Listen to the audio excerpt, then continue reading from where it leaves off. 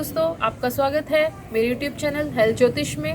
तो आज हम लेकर आए हैं शुद्धिकरण का भाग 2। चलिए, जैसे हमने पिछले एपिसोड में किया था कि अपनी आंखों का शुद्धिकरण कैसे करते हैं, आज हम सीखेंगे हमारा नाक का शुद्धिकरण कैसे करेंगे।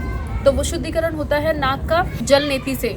आज हम जानेंगे हम अपने नाक का शुद्धिकरण कैसे करेंगे और शुद्धिकरण करने के फ़ायदे क्या हैं।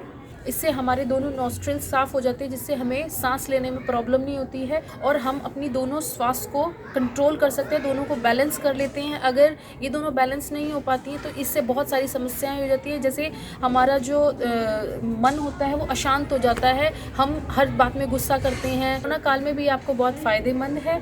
ये पुरानी खांसी, दमा, अस्थमा इन बीमारियों को ठीक करता है। ये अनिद्रा की बीमारी को दूर करता है। अगर आपको नींद अच्छे से नहीं आती है, अगर आप जल नीति रोज़ करेंगे तो आपकी अनिद्रा की दिक्कत दूर हो जाएगी। गले की बीमारियों को ठीक करता है और इससे क्या होता है, अगर आप इसको रोज़ करेंगे तो ये आपकी आंखों में एक अलग सी शाइन लाता है, जिससे हमारी आंखों में एक चमक सी आती है। नीति करने के लिए आपको क्या क्या आवश्यक सामग्रियों की ज़रूरत पड़ेगी, चलिए मैं आपको दिखाती हूँ।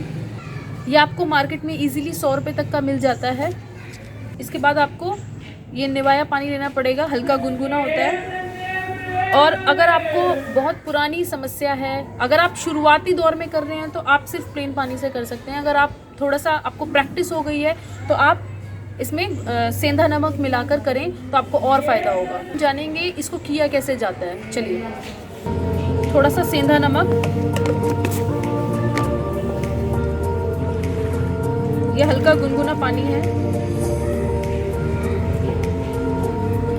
पानी का लेवल आपको यहाँ तक रखना है ताकि पानी आपको करते हुए बाहर ना निकले। तो ये क्रिया उखड़ू पोजीशन में बैठ के करनी पड़ेगी। आप इसको खड़े होकर भी कर सकते हैं। आपको ये बारी बारी दोनों नॉस्ट्रिल से करना होगा, दोनों नाक से करना होगा।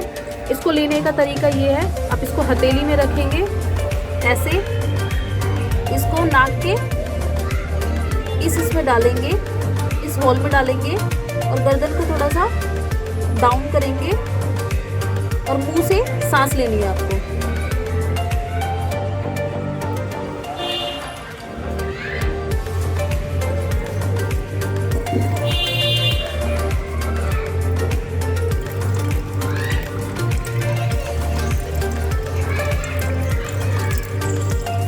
इसी तरह से हम नाक की दूसरी तरफ से करेंगे।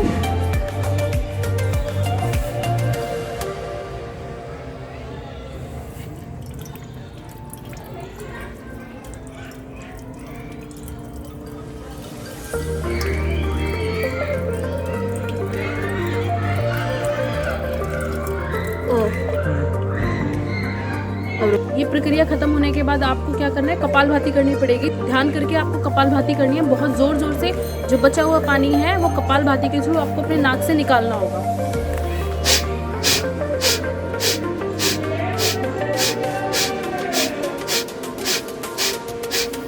देखा, इस प्रकार हमें जल नीति प्रक्रिया करनी है।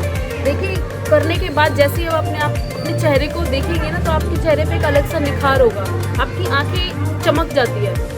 अगर आप रोज़ करेंगे तो इसका असर आपको ज़्यादा देखने को मिलेगा। अगर आपको मेरी वीडियो अच्छी लगी तो प्लीज़ लाइक करें, शेयर करें, सब्सक्राइब करें। Thank you.